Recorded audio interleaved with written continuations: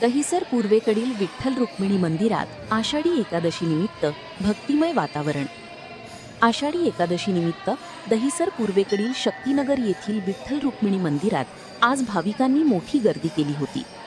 आषाढी एकादशीच्या पवित्र पर्वानिमित्त मंदिरात दिवसभर विविध धार्मिक आणि भक्तिमय कार्यक्रमांचे आयोजन करण्यात आले आहे. यामध्ये विठ्ठल रुक्मिणीचा अभिषेक, भजन, कीर्तन आदी कार्यक्रम सुरू असून परिसरात भक्तिमय वातावरण निर्माण झाले आहे. या निमित्ताने वसईतील नायगाव कोळीवाडा येथील भाविकांनी मनोभावे विठ्ठल रुक्मिणीचे दर्शन घेतले. दर्शनानंतर अनेक भाविकांनी मंदिराबाहेर आपल्या परिवारासोबत सेल्फी काढत या आनंदाच्या क्षणांची आठवण जपली. तसेच महिलांनी व मुलींनी फुगडी खेळत आषाढी वारीतील भक्तिमय वातावरणाची अनुभूती घेतली.